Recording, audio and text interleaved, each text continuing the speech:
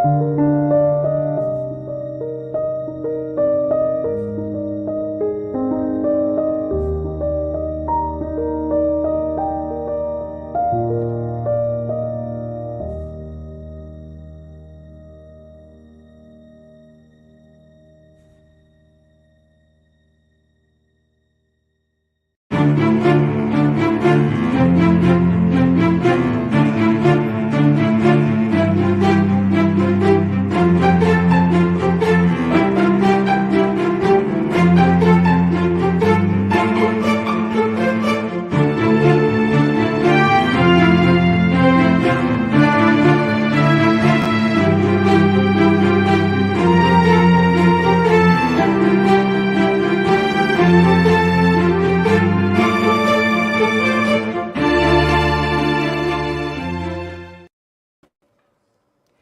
afternoon. Welcome to yet another continuous commentation of what is happening at the Bomas. My name is Likuyani Eli, and yes, indeed, the president in want is the discussion we've been having for the past 2 months. And as we do this, we've been trying to interrogate the kind of candidates that were presented, the kind of candidates that were running for this seat. And finally, on the 9th of August, the Kenyans went to polls. That is within and without the borders of Kenya. That for the first time we had the diaspora. And when I talk about diaspora, yes, I want to refer to US, I want to refer to Europe, I want to refer to Asia and South Sudan. Because previously we've had this in South Africa and other neighboring East African communities. But for the first time right now, I want us to cross and go to Europe, where the headquarters for this election was Berlin. And in Berlin, we had made history with the first ever cast being casted at 6:10 a.m. at the Embassy of Kenya in Berlin. Let's take a listen into some of those reactions that we had there. My name is Sesi, and I am voter number 1 on the at County 48, that's the Diaspora one, Ward 291 here in Germany. And I'm very proud to have executed my civic duty today on the 9th of August, so the 2022 Kenya elections, at 6:10 a.m. this morning. So it's a very nice, smooth process. And yeah, I encourage every other Kenyan, go cast your vote, piga kura yako ni siri yako, and nenda nyumbani. The rest we'll take from there. Great. How does it feel having this opportunity to vote finally as a diaspora member? I think voting is, like I said, it's civic duty, so it's an engagement that I enjoy. And as a person living in the diaspora, it's actually been convenient to be able to vote in Berlin. Yeah, it's the same 7 hours I used to take a flight to Kenya to go and vote, but now 7 hours away, I could come and vote from here. Obviously, it's cheaper, it's better for my pocket, and I'm able to participate in that exercise with many other friends here in the diaspora. As you see, there's many people behind me, and there's still a line behind me. So I think it's an exercise that the diaspora is actually quite happy that it's been able to be facilitated here in the diaspora, particularly in Berlin for those of us residing in Europe. So it's a good development, it's a welcome development, and I encourage Kenyans here in the diaspora to take advantage of it, and also for the IEBC going forward to facilitate more of these remote voting stations, considering the different legislations and how those permit holding of nationality. I still have my Kenyan citizenship, so I fully enjoy my rights as a Kenyan, and I can vote. And that could be different. For example, for those who live in Germany, who could have a German citizenship, and by virtue of having that, they would have forfeited their Kenyan citizenship. So if I'm not mistaken, I would suspect we have about 12,000 diaspora in Germany. The numbers could vary per country, but I think there are different legal instruments that could determine whether they're able to register as a voter or not. I also think there's an aspect of communication. That's the other side of the coin. I came here and registered as a voter. If I remember well, I think that was the 29th of January this year, but that was also at the tail end of the process. So I would encourage more transparent, more clear communication, and that's a two-way responsibility. I think there's a responsibility from the IEBC, but also as Kenyans who have a civic duty, or Kenyans who I would say are bona fide Kenyans, it's also on us to inform ourselves on the process in due time. Yes, indeed, that is how things went there. And that is Susi Nzuki, who was talking to us earlier on. That is on the 9th of August when he casted his vote, being the first Kenyan ever to do this in a foreign land here in Europe. Remember, Europe Europe and in particular Berlin was one of the only gazetted voting centers in the whole of Europe, something that a lot of Kenyans had an issue with because of distance and the fact that some of them were unable to reach this destination in order to cast their vote. I want to invite Godwin, who is with me right now in studio. Good evening, Godwin. Good afternoon to you. How are you this afternoon? I'm fine, Ellie. Good afternoon once again.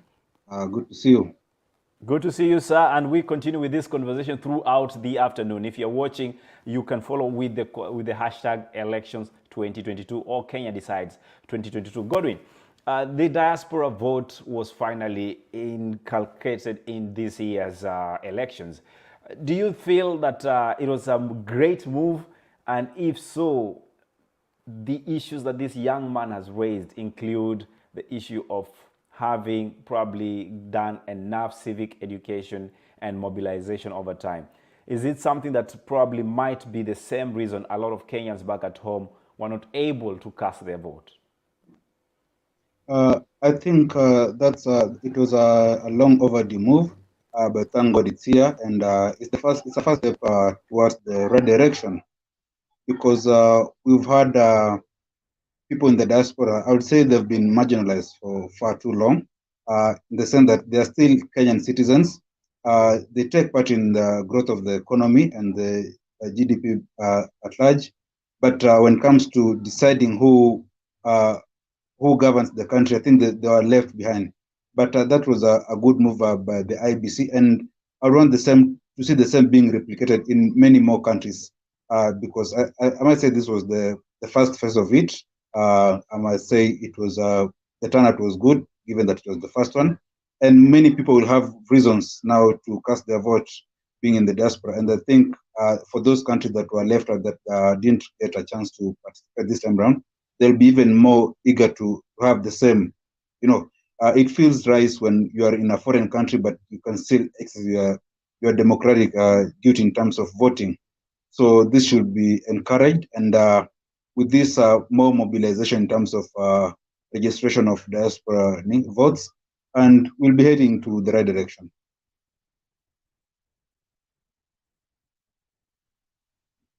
Ellie, I can't hear you. I think you muted. Pardon me. I hope now I'm loud and clear. I say we might be having some one or two issues coming through, but for now we stick with that diaspora aspect. And let me bring in Boniface Nyaga. Boniface Nyaga is an entertainment journalist. However, this time round is coming in to suit us with the issues of elections 2022. And Bonnie, good afternoon to you. If you can hear me, welcome to the conversation. Loud and clear. Great, Boniface. For those who do not know you, kindly give a quick introduction to yourself before we can continue with this conversation. So yes, I am an entertainment and lifestyle journalist, and I cover matters lifestyle entertainment in East Africa and Africa at large.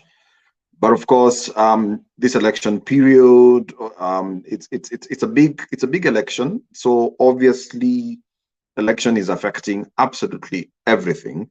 And so obviously I've been covering this election for various platforms, not just in the country, but I've been covering for also other African countries, because there are a lot of African countries that are interested about what's happening in the country. So I've been covering that, and yeah, so far so good. So far, so good. And talking about going beyond the Kenyan borders, the diaspora was equally involved in this voting.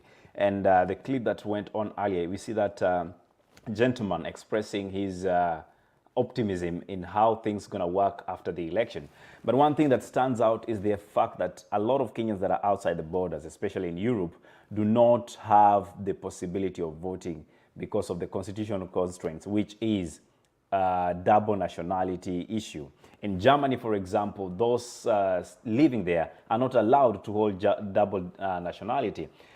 Is this something that should be a big deal, or they made their choice and they have to stay with it? Boniface? Well, at the end of the day, it's a constitutional right, and constitution. Your right as a Kenyan does not change because you moved to another country. So I think it's a constitutional right for everybody to decide, because you see, at the end of the day, you're affected. And if you look at the numbers, really, the diaspora contributes a lot to our economy. You know, I don't know what the latest figures are, but it's in the hundreds of million. What you call diaspora. It's actually should be the 4% of our GDP, which is about 4 billion or so. Exactly. Yeah. You know, US so dollars. really, anybody who contributes that much money and who contributes that much to the economy needs to be able to contribute. Because I'm looking at the saying May 2022, $339 million. You know, that has been poured into the country by that is a diaspora remittance. You know, so obviously those people need also to be able to contribute to politics and to what is happening, because at the end of the day, the leaders whom we pick and the policies that are put in place are the same ones which affect them, because the reason why they have to literally spend so much money and send back so much money back home is because of that. And also, Ellie, you're very familiar with the black tax and how much people in the diaspora are forced to prop up issues which are going on back at home. If your uncle gets sick, okay, in a perfect situation, they should be able to walk into a public health facility and get services. But because they can't, now the diaspora are forced to start chipping in. WhatsApp groups are formed, and Ellie and crew and everybody who are abroad, you're there contributing. So obviously it affects you, it affects them. So it makes absolutely sense. It makes all the sense in the world that they should be given the opportunity to also have their voice heard. Bonnie, something that you mentioned okay, Gordon, you want to go first? Yes, Boniface just mentioned something about black tax, and it's something that caught my attention, because denying people in the diaspora a chance to vote, because you'll find most of them, they have relatives back at home, friends, and so on, that are vying for respective elective seats, and they contribute a lot in terms of funding their campaigns and all that. So it will be so unfair, even including the presidential elections. It will be so unfair for someone to contribute in the campaigns and how the campaigns are going to be run, and then be denied a chance to make a decision or to vote whoever they want to be elected. So I think it's something that should be replicated across the board. As I said earlier, it's good IBC has taken that first step towards the right direction. That is step in the right direction. And before I can actually get my thoughts disappearing, Boniface, you mentioned something about the policies that are being created or affected by the governments we choose.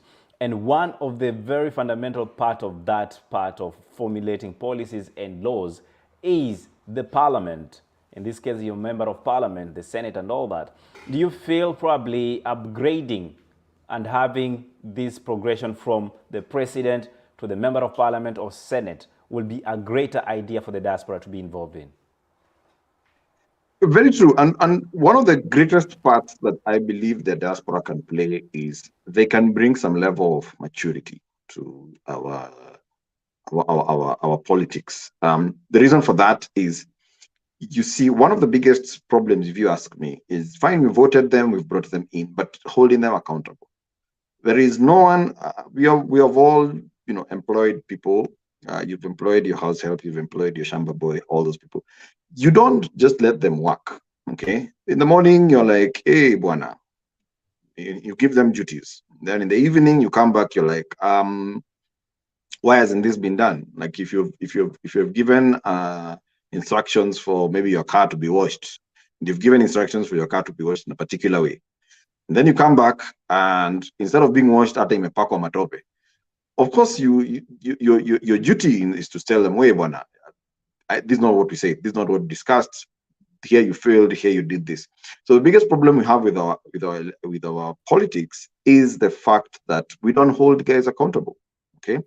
So the diaspora, being that now they have come in and they actually, it's hard to hold someone accountable if there's nothing, if you don't have a card that you can play. So the fact that the diaspora are actually voting, they can say, look, if you don't do this, guess what? Next time we won't give you a vote.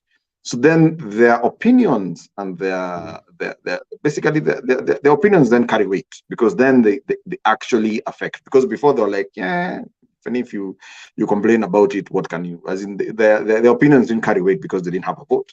But now that they have a vote, they can carry their opinions can carry the weight.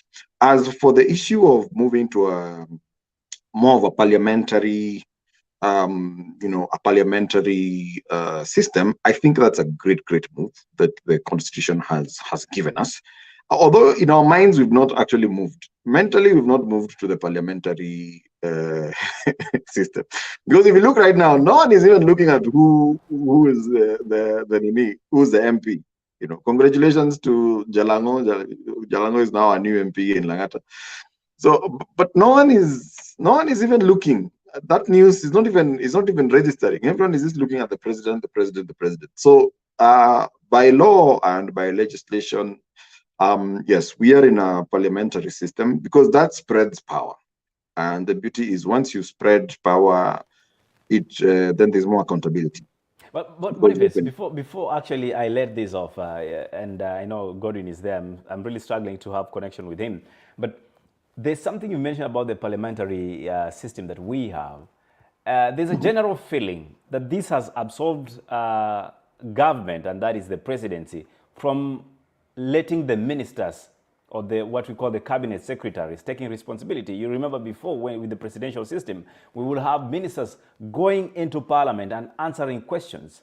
Of course, with the select committees that happen, being formulated here and there, and we have the chair of the committee coming and reporting, it has been proved as an easier way to handle stuff. But you feel probably it would have been better if maybe this system didn't exist in the first place, the parliamentary system, in that aspect?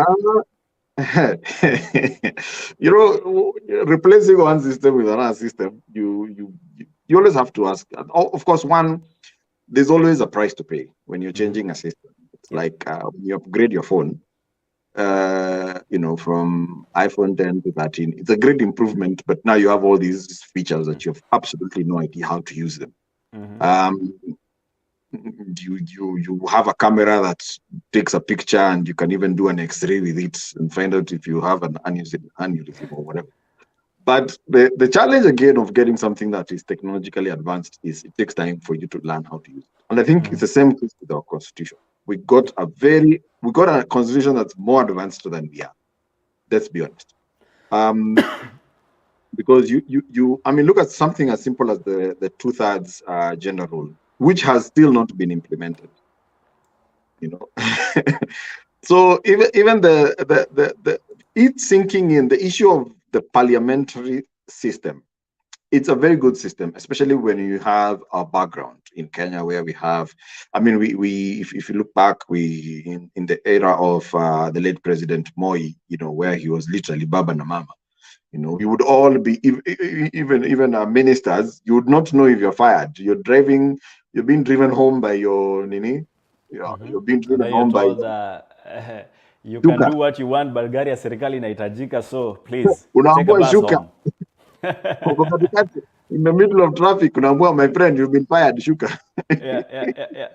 Great. Of course, we want to continue having this conversation, and for right now, I want to bring you a quick bite by the Kenyan ambassador in Berlin, who was one of the persons that actually got to vote. And let's hear what he had to say during the voting process.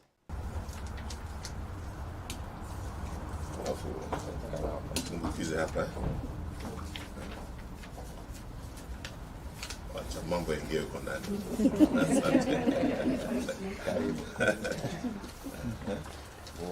Like to see your fingers. Which we can do this one. Ndio mama wana ring yake iko hapo. Yeah. I wish to take this opportunity to thank the IEBC for the fantastic work they've done to put out this important position we have here, this polling booth, this polling station, this polling center here in Berlin, Federal Republic of Germany. This is an important step in enabling our people who live in the diaspora to exercise their democratic rights wherever they may be. It's progressive and it's moving well.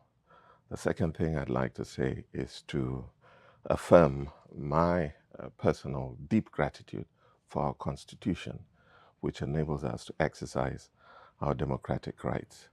Many countries do not have this right, and we have this possibility to say who we want to lead us. The third thing is I would encourage all Kenyans here in Berlin, in the whole of Germany, in the whole of Europe. We're happy. Yesterday we had people coming in from Brussels, from France, and we hope that this will continue along the day. And at the end of polling at 5 p.m. today, we'll be able to have exercised our democratic rights. Kwa haya machache mimi nasema asante sana kwa serikali yetu imewezesha constitution yetu ifanye kazi hapa Berlin, na tumefurahi kwamba diaspora wala wanaishi nje ya Kenya wanaweza kuja hapa, wala wako Europe waweke kura zao, waseme ule wanataka wawapatie leadership ya kwenda mbele. Na nimefurahi nimeona Wakenya wamejitokeza kwa wengi asubuhi mapema. Nchi ya Germany imeweka security nzuri hapa nje na tunafurahi zaidi.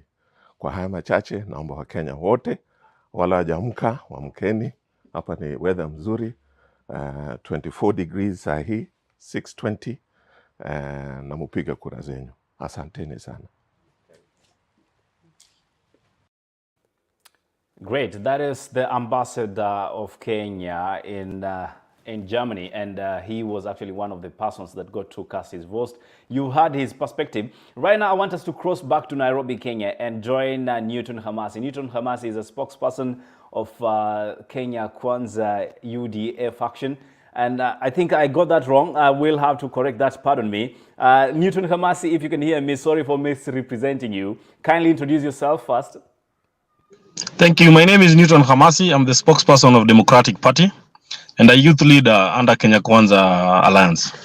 Great. Newton, such a busy 2 days for you. I know it's been quite a longer one, basing that you've been very actively involved in campaigns and asking young people to come forward and vote. Newton, what can you say is your feeling right now as one of the very forehead steering members?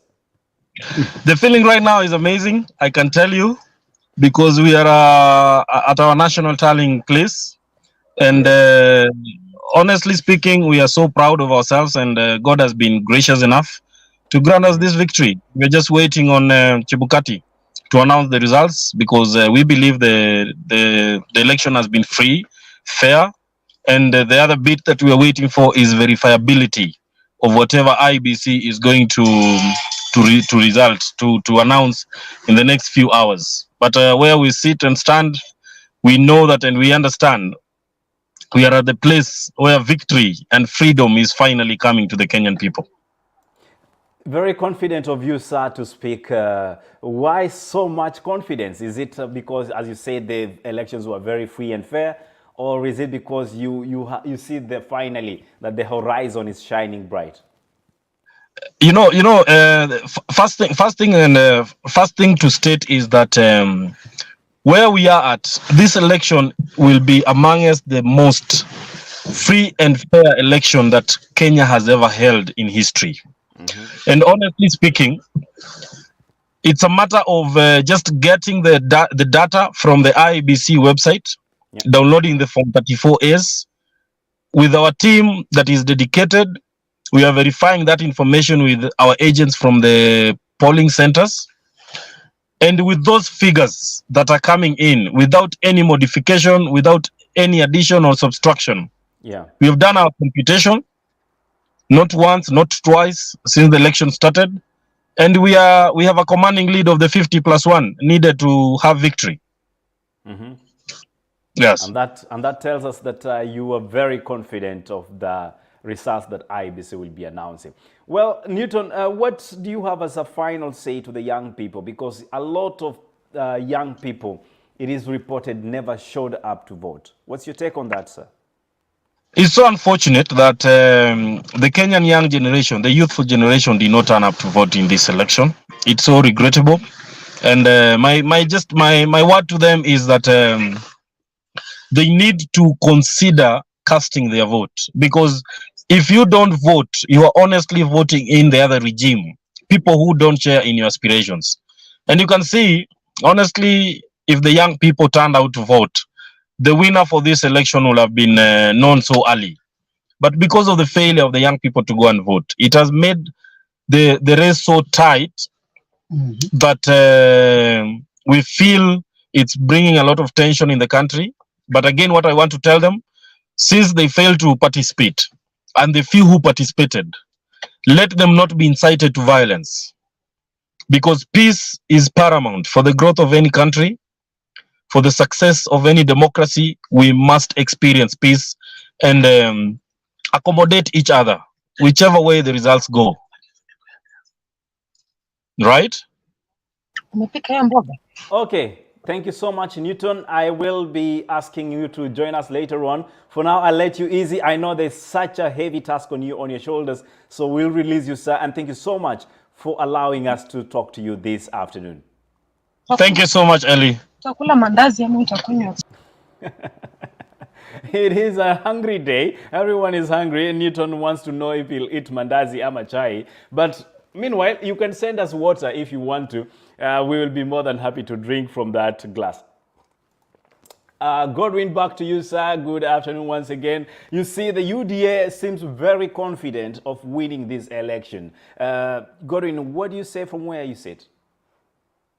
I really like the fact that we've had a very peaceful election on the voting day and the period thereafter.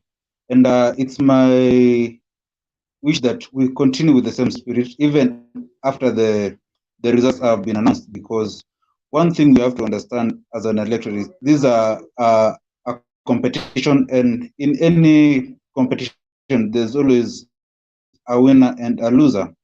And for you to be a good sportsman with regard to this scenario, we have to accept defeat when it comes, because we can always have only one at a time. We can't have two people winning. I know we're going to have people going to maybe file petition if they feel aggrieved. That's okay, because it's their constitutional right. But after whatever the court decides, if we ever get there, let us accept, and we remember that we are all Kenyans, and let's move on. We continue building the economy so that we don't have our lives stagnated at the same point because we're not happy with whatever results came out. Because when we went to vote, we all understand we are going to vote for one person to win. Minority will have their say, but the majority will have their day. So let's maintain this. Let's maintain this, and I want us to maintain this conversation. Welcome back, Bonnie Yaga. Bonnie, a few minutes ago, we just spoke to the spokesperson of Democratic Party of Kenya, that is Sir Newton, and he tells us that they are very confident as a party, that is the Kenya Kwanza party, as young people, they are confident about winning this election. Do you think this is a too early conversation to have on who is winning or losing? Well, there's no time to have that conversation. When if you spoke to people on 1st of December of August, they would have told you who is winning. So, like I said at the beginning, everyone is so emotive. Everyone believes in their party 500%, and you should. I mean, if you're supporting a political party, yeah, you should believe in it. If you don't believe in it, then I would question you. So obviously, if you talk to Kenya Kwanza guys, the UDA guys, they'll tell you we are winning. Talk to Azimio guys. I mean, I'm sure you've seen the Twitter beef between Itumbi and Boniface Mwangi. Boniface Mwangi is on the Azimio saying, hey, me, I've looked at the results, I've won. Itumbi is on the other side saying, hey, sisi tunangoja kuapishwa. So at this point, of course, everybody is confident, and I don't know. I guess it's a good thing because confident people stay calm. So it's a good thing that everyone is confident. But yeah, I think because Newton seemed very collected and very confident of what he was saying, and of course he's a great gentleman. And I don't know, as you say, they're showing great confidence in everything they're saying, and every team seems to be winning. Well, someone here says this, and it's on them. It's on them. That's their opinion. Ruto and Dani, and it's a very long Ruto. Bonnie. So that's the thing. So I guess at the end of the day, as unajua kama referee, it's like a football match. You know, in a football match, watu wa Man U ukiuliza when the match is starting, wanakuambia hii kitu tunaichukua bwana 3-0. Watu wa Arsenal watakwambia, ama watu wa Liverpool watakwambia, hey my friend, they'll even give you statistics and reasons why. But you see, for us, especially who are in the media as journalists, we are like the referees. You know, as a referee, hatuwezi egemea upande moja ama ingine. We take both sides, and so as journalists, I think one of the things we have to be is try as much as we can to stay objective. So for me, the only thing I can tell you for a fact is my experience in voting and my experience in what I've seen happening. That's what I can speak of definitively. As for who will win, hey, that one I have no opinion. I see Godwin laughing. Godwin, you want to share the funny part of this story with us? Godwin? Okay.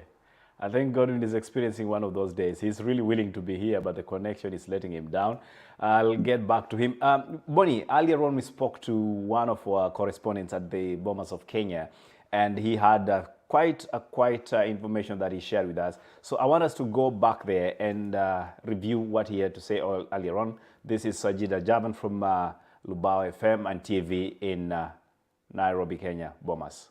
Hadi kufikia sasa ndiye anaongoza kwenye uchaguzi huu. Namshukuru ndugu yangu ambaye ameondoka, manake nimempata akizungumzia kuhusiana na zile form 34A, form zile ba na vile cha ambazo zinastahili kuweza kufika hapa kuhakikisha kwamba zinatumika kuweza kumtangaza atakayekuwa rais wa 5 wa Jamhuri ya Kenya. Na katika kikao ambacho kimeweza kupita muda mfupi uliopita, mwenyekiti wa IEBC Wafula Chebukati amezungumzia masuala sihaba, na swala moja ambalo ameweza kulizungumzia ni kwamba Eli utakubali nami na vile vile wale wote ambao wanatutazama ni kwamba kupitia kwenye vyombo vya habari humu nchini, televisheni pamoja na redio, tunaona kwamba kituo kimoja cha televisheni kinamuorodhesha Mheshimiwa Raila Odinga yupo mbele. Kuna kingine tofauti mahali pengine kitamuorodhesha naibu wa rais William Ruto ambaye anawania kiti cha urais kupitia chama cha UDA, ambaye pia anaongoza kwa upande mwingine. Kwa hivyo unapata kwamba vyombo hivi vya habari, kila chombo cha habari kina msimamo tofauti ama mwelekeo tofauti. Kwa hivyo kuweza kwamba Wakenya wanashangaa kwamba tutamwamini nani, tusimwamini nani, ama tutafuata kituo kipi, tusifuate kipi, ama kwamba mimi ni mfuasi wa mrengo wa Azimio ambao unaongozwa na Mheshimiwa Raila Odinga, ama wewe ni mfuasi wa mrengo wa Kenya Kwanza, chama cha UDA ambacho kinaongozwa na naibu wa rais William Ruto. Wanajiuliza kwamba hii televisheni inaonyesha kwamba yule kiongozi wangu anaongoza, na ile ambayo ama ile nyingine pia inaonyesha kwamba kiongozi yule mwingine labda tumeweza kumshinda kwa nafasi fulani. Kwa hivyo Wakenya wamekuwa kwenye nafasi ya kuweza kujiuliza kwamba ni wapi ama ni nani ambaye ataweza kumwamini kwenye matokeo haya.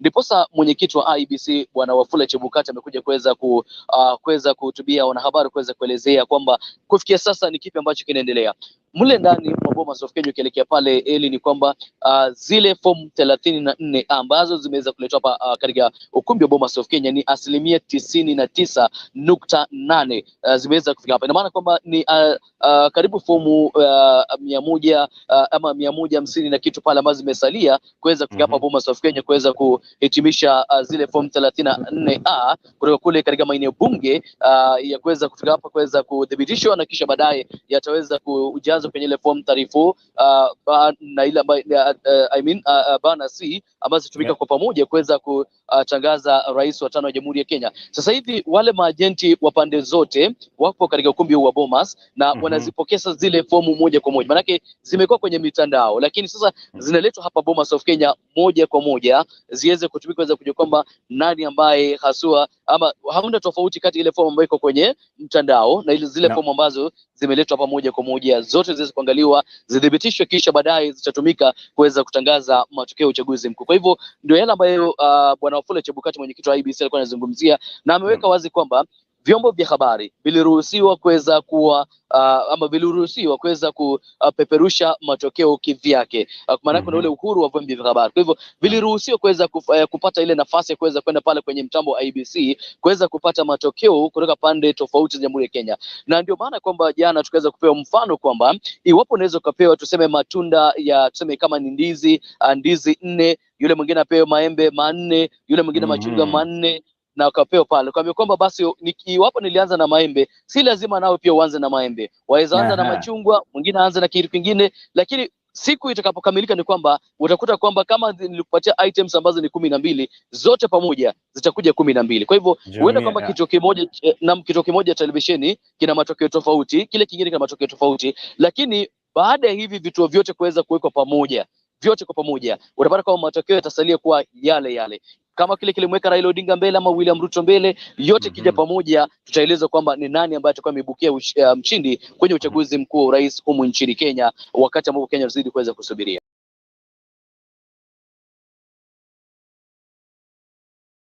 Pardon me, that was an earlier conversation we had with Sajida Javan, filling us all the way from Nairobi, Kenya, at the Bomas of Kenya. And interesting things that is mentioned are the things that Boniface Mwangi, pardon me, Boniface Nyaga, Boniface, I don't know if we have to switch your names, but kindly pardon me on that one. It wasn't meant to come out that way. Apologies, because there's some scuffle about Boniface Mwangi happening earlier. You and I had talked about it. He was also a fellow journalist before he moved to activism. Yes. And of course, right now he's become quite a proponent of one of our political parties. So, wacha tubaki upande huu. Okay, sawa. Ukibaki upande huo, Boniface, something that is mentioned at the Form 34A we are discussing earlier on, and the issue of the media freedom that was happening. Earlier on, before the election, there was an issue about some people claiming that government was going to gag the media and cut off people from social media. What's your say on how these elections have been conducted so far in terms of openness to information, Boniface? If anything, I think our biggest problem, we have a problem, yes, of freedom of information, but the problem is we have too much freedom if there's a problem this time. Because the issue that people are raising about having different tallies in different media houses is precisely because of the level of freedom that has been accorded. And by the way, not just to the media, but to absolutely everybody and anybody in the world who has an internet connection can right now start their own tally. So all you need is, the only thing you need, one is media connection, and two, have a lot of time and effort, because of course these are very many from 34A. And just to clarify what happened, for example, yes. I voted, okay? I voted in Gate 2. My stream was number 1. So this is what happened. I woke up in the morning, went, I'd already checked online. In fact, 2-3 days before, I checked I went to the portal, I checked, I put in my ID number. It gave me back all the details. It gave me my constitution. It gave me the name of my polling station plus of my stream. So it went down to the stream. Okay, so I was in stream 1. So I walked into the polling station. No lines. I'm a clever Kenyan, so I don't go early in the morning. I go at 4 p.m. when there's no lines. So pleasant. I was also reporting for a few foreign media. So I finished my reporting, walked in. The whole process took me probably 5 minutes. I knew where my stream was. I got a little lost, but the security forces were very helpful. They guided me inside. Then when I got in, on my left, there were the observers and the candidates' agents. Then I started on my right. I started with the Kim's kit. I gave my thumbprint. It recognized me. Then from there, I went on. I was given the different papers. I voted. After that, after I put in, I was given the alama ya ndio hiyo. Then after that, I walked out. You were marked, and everybody knew you had voted. There you go. Then maybe a day or so, about yesterday, I went back to the portal, and I have and I think I've sent it to you. So I have the Form 34A from my stream. And this is what happens from what I understand. So when voting closes, okay, then they start now the vote counting process. Okay, how they do it? They open the seal in the presence of everybody. The voting, all the agents, all the observers. If you're a media person, you're also there. As long as you have a tag and you're accredited, you can walk into any of the streams. And I'm not talking of combining. I'm talking of the stream. So the room where the votes were counted, they don't leave that room. Okay, so they vote 1, 2, 1, and they're announcing. So if you're an agent, you can even take a video of that. If you don't want to trust the Form 34As, then once that is done, then they generate now the Form 34A. Okay, and if you maybe later on we'll get a chance to look at this particular Form 34A, so that guys know exactly what we're talking about. So from my polling station, I can see Raila Odinga got 206 votes. Ruto William Samoei got 152 votes. Waihiga David Mwaure got 3 votes. Wajakoya George Lushiru got 4 votes. Okay, and the total is 365 votes. And you see, my polling station had seven streams. So then down there you can see registered voters in the whole polling. And to our viewers, before you finish that, we will actually be sharing that in a short time from now. So pardon us for the moment. We're just trying to get things synchronized. But Boniface, please proceed. Yeah. So then you can see it's talking about the total number of voters, not in my stream, but in the whole polling station is 630. So then it's saying that. Then down there it will show you who the agent or the presiding officer. So this was in Ngei Primary School. And then the polling. Then you can see Judith A. Otieno. So the representative or the agent for Azimio is the number. The phone number is right there. The one for UDA is there. The signature and the date. And then from there it's stamped, then it talks about 3 rejected votes, and stamped. So this is uploaded in the view of everybody, and that from is the agents and the observers and of course the returning officer and all that. Okay, everybody. So then from there this is uploaded into the portal. And then what happens is anybody has access to it. Now, how serious it is, even if there is an error in this, and this is what the chairman for IEBC said. He said that even if there's an error in this particular form, they don't have the authority to change it. They would have to go back. True. That's very true. That's the law as it is for the moment. Yeah. So this form cannot be changed. Even if there is a genuine error in it, there's another process that has to go through and it has to be changed in the presence of, there has to be a recount, blah, blah, blah. And there's a whole process in redoing it. Great. So, Bonnie, let me bring in Godwin into the conversation. Godwin, if you can hear me, I hope you're sorted, and definitely we'll be trying to get you better connection after this conversation is done. Godwin, good afternoon. Godwin, good afternoon. Can you hear me, sir? Okay, Bonnie, you know what happens with live shows, right? Yeah, that happened. Stuff happen, and when it does, there's very little control you have. Albert Mushiri is asking us if this is a video call. This is a live broadcast of what is happening with the current ongoing tallying for the election results, and specifically with the presidential results. So yes, welcome to the conversation and feel free to be part of it. K Crunch TV says yeye ameamua ni hiyo, and that is I think we are having quite some serious supporters of Team Ruto. Why does he seem to be favorable to many, Bonnie? Well, To be honest, according to the conversations that are coming in. now, again, I have to be objective. In fact, I've been so objective about this whole election that I have not posted my personal opinion, and I will not be sharing my personal opinion with anybody. Because I have, as a journalist, I have to remain very, very neutral, and I have to look at this purely from a very neutral perspective. And for me to look at it neutral, what I can say is this: it's a very tight race.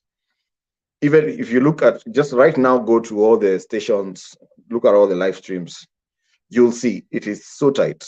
Even the difference, okay, of course, they're saying, you've seen those memes, hey, what are UDA? And then Yuku, this station is one which looks like it is favoring you. Citizen, and I mean, what Azimio, and then it looks at the station. But the truth of the matter is, those numbers are changing. One time, this station is showing this. So, those tallies are just another example of how tight this race is. It is so tight that honestly, as an objective observer, I cannot call it. Okay. Of course. Yeah. And Bonnie, as you say that, it reminds me what Sajida earlier on said, and it is very clear as to why these numbers could be varying, because they are being tallied with different media stations, and it's equally what you mentioned earlier on, and it depends on what form they are looking at from what station. So as these numbers come in, eventually we will have a final tally, which IEBC will have the honors to declare after filling in Form 34B and C. But again, we remain very optimistic that peace is going to prevail, because that's what we want, Bonnie. Any specific concerns from you in terms of how the masses have engaged in this election, Bonnie? For me, I wouldn't say I have any concerns. So far, I mean, of course, guys were a bit, it's been a pensive mood, because I was out and about on the same day, just going around, seeing what's happening. And of course, the streets of Nairobi were completely cleared. No one was around. So people are pensive. Everyone is apprehensive. Everyone is hoping. Of course, everyone is sitting around hoping things work out well. But it's a very tense situation. And especially not so far from here is where Kibera is, and the hotspots. Let's say the hotspots. I'm not so far from a hotspot, which is Kibera, and that is a place that sparks like this. One small thing can spark it. Other hotspots, of course, we all know the hotspots, Eldoret, Kisumu, where. So there are other hotspots that have been known to be spark points for any kind of issue that comes up. So obviously, the security agencies are watching. I mean, we've had a few incidences, like about the issue of Bungoma, where there was an incident where one of the aspirants, their aide was shot, and right now Kimilili MP Didmas is being sought out by the security forces. We had an issue in Wajir, Elder, where just the day before election, there was some gunfire that was reported. So there's been a few areas. I mean, I spoke to a healthcare provider, and they're telling me, yes, they're getting not so many incidences, but they are getting some isolated incidents, yes, of people fighting, and it's not even at mass. It's those ones of there's so much tension that what happens is if you talk to someone the wrong way, they can go off, even on Twitter. Personally, that's what I'm saying. For me personally, I've avoided commenting about election on my platforms, because people are so on edge that you just say anything. Like, even if you just show up in a yellow t-shirt, everyone will assume you're a UDF person. Or if you show up in a blue t-shirt, and it's part of what we call the election stress disorder, which is actually a real disorder which was discovered in America during the election. That there's a heightened level of anxiety, there's a heightened level of stress that comes with election, and people don't even know. People think it's just normal, but it's not. Right now, people are having insomnia. People are consuming excessive amounts of, news and reports and all that stuff. And that is actually affecting people's levels of anxiety. And so that's why you find it takes very little to spark someone. So even people who are at home, be careful what you post, be careful how you talk to people, because right now people are completely on edge. And you can imagine even someone who's been running for election, it has been emotionally draining, it has been financially draining, and literally they are sitting at the edge of their seat to know nimeingia ama sijaingia. Actually, you've said that, and it reminds me of a video that was doing rounds of this gentleman that is trying to vie for a MC, a member of county assembly seat, and he was very emotional discussing on how he's been investing all his monies and resources to help his people so that they can elect him to office. But I want us to spare that conversation for later on in our broadcast, because we will be tackling this as we wait for the next presser that is supposed to be happening at the Bomas of Kenya. For now, Boni Nyaga, any final thoughts on these elections? Well, all I'd say is let's be peaceful. Let's be patient. And we've seen a lot of people conceding. And I think that my hope and prayer is once Chebukati does his job, and again, people also need to understand, let's give the IEBC time, because it's a legal process. You can imagine every single 30 Form A has to make its way, the physical one, not the digital one. The physical one has to go all the way to Bomas. After that, they have to go through each one of them and make sure the Form 34Bs are collating with the Form 34As, and then after that come up with the Form 34C. So guys, it's a very, very big process. So let's give them time. And once, my hope and prayer is, because again, all the political parties are doing their own individual tally, my hope and prayer is at the end of the day, whoever loses will just concede so that hopefully we can get back to normal. Thank you so much, Boni. I hope that this is how things are going to be, and we can maintain that peacefulness and cohesion among ourselves. For now, I want to let you loose, Boni. We still have these conversations happening, and I hope you'll have more time in the evening so that after the presser, we are able to follow through and see what could be the emerging news, what could be the emerging emotions, and who is losing what. I equally want us to talk about the losers and the winners. Do we have losers in politics, or do we only have winners at the end of the day? Is it the mwananchi? Is it the politician? This and much conversation to follow through as you glue on your screens. Remember one thing, sometimes it's good to sieve what you decide to watch. It's good for your health. Stay cool, and see you when you see us in another 1 hour or so. This is, of course, the As in Heart. Boniface, how can they find you online? So I am Boni_Nyaga on all the platforms, on my IG, on my Twitter. So Boni is BONI, _Nyaga is NYAGA. Great. That is at Boni_Nyaga on all social media handles. Do follow him there, and he writes quite interesting pieces, including entertainment news. And he definitely, if you read the Kenyan papers, you'll see his names on those bylines. So thank you so much, Boni, for coming in, and see you when you see us, probably in the course of the day. Thank you. Thank you. Meanwhile, let's have these announcements to make. We will be engaging in this conversation with the hashtag Kenya Decides 2022. This stream will be available, and the the upcoming streams will equally be available on our YouTube channel at The Arts in Heart Official on YouTube. And we are also streaming on Facebook. For all the newcomers, you know what to do. Be part of the greater family by simply pressing on the subscription button and share this link. Let us know your feedback as we bring you more interesting and engaging conversation. For now, I'll let you have yourselves a greater afternoon. See you in about an hour or so as we bring you the live updates from from Bomas of Kenya, the HQ of the Tallying Center for IEBC. A quick announcement here. Let's just see what else do we do here on Art in Heart. You know, many people say girls are closer to their dads, right? And if you check, a good percentage of girls who have really succeeded in their lives were closer to their dads. It's quite unfortunate that I really didn't grow up having that connection with my dad. Given the fact that he was around, but we didn't really have that connection. I actually think I missed that fatherly love. Nilikuwa tu, you see. And this contributed to a big percentage of my childhood traumas that I'm struggling with right now. Yes.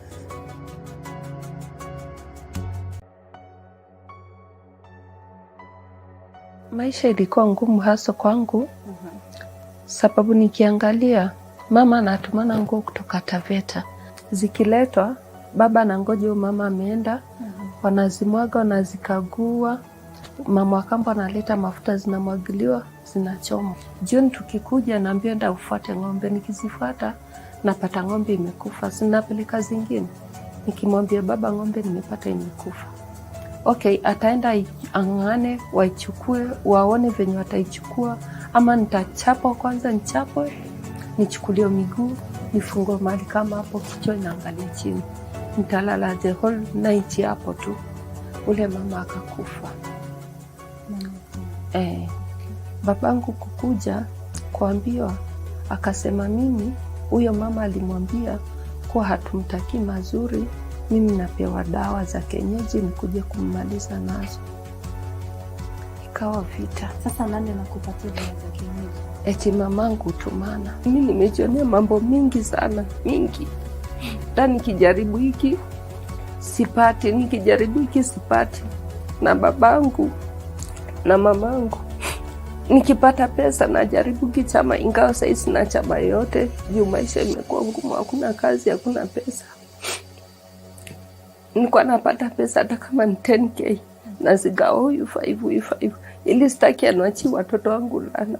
Nataka gani fungwe na mwambie dadi, sina chuki nawe, ile nilipita na wewe ni mimi. Nikapata shangazi ni mgonjwa, akaniambia hiyo uchungu uko nayo siku moja itakuja kukumaliza, uachane na hiyo machungu uko nayo. Thank you very much. My name is Paul Yego. I'm the presiding officer at the Kenya Embassy in polling station. And the process has started on well. The Kenyans, thank you for turning up very early in the morning. I can see the process is going on well.